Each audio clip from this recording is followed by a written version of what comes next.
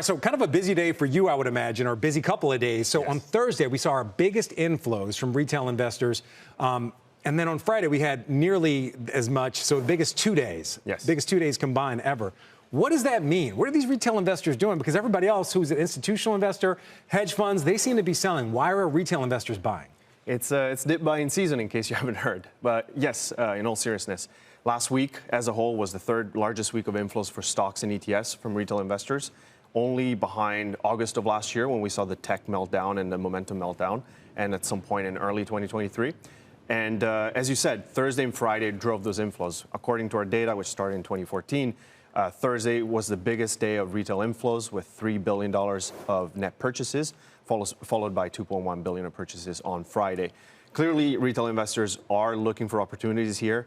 They are being quite sanguine, and which clearly it's sending a message that it's contrasting to what you're seeing across sentiment surveys. But what are they doing in particular? Are they buying individual stocks or ETFs? Our data team, they also run some numbers on the really popular ETFs, the SPY and the Triple Q. The Friday volume, it was eye-popping. Friday volume was 212% above the 30-day moving average for the SPY. Triple Q, 146% above the moving average for the NASDAQ 100 ETF. Yep. Is that retail investors, or are those some other kind of investors? What are retail investors doing? Yeah. Individual stocks or ETFs? There's definitely, I'm sure, obviously, there are other buyers in those ETFs, but retail investors are clearly also buying those same ETFs.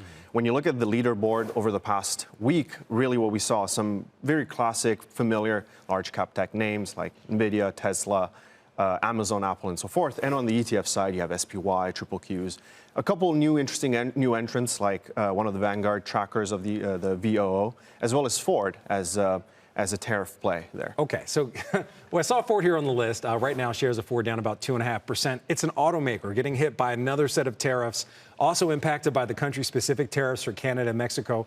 What are retail investors thinking when they're buying Ford? Is this a fundamental play that you feel like they have a strong business, they're going to sell a certain amount of cars, they also have a dividend, or is there something else they're looking at? Yeah, I think it's a bit of both. It's a bit of everything, actually. I think on the one hand, even the fact that, if I can take a step back for a second, even the fact that Vanguard is there, right? Vanguard is traditionally associated with long-term investing, dollar cost averaging, right?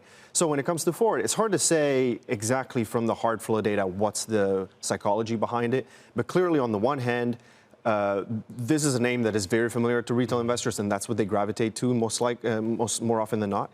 And so it's a bit of an element of long-term allocation to a name that they feel strongly about, as well as potentially fading or trying to call a bluff from the Trump administration side, Really? which right now, as we know, obviously is not playing out that great. But nonetheless, it's probably what they, given the fact that they see. So retail traders are trying to game it out that much. That's interesting. Possibly. I want to talk to you about the fact that retail traders are still buying while the rest of the market seems to be selling. What does that say about market sentiment? What does that say about a lot of people are looking for the bottom? What does that say in your mind about a possible bottom?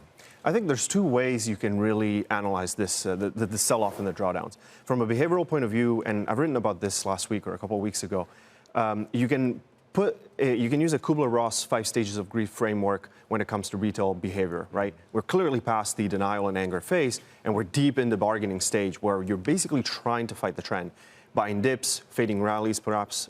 And it's not until you get to the depression, which is really a capitulation, that historically that has coincided with an equity market bottom. Okay. So we're not there yet. The data is not showing it. So potentially, watch out below.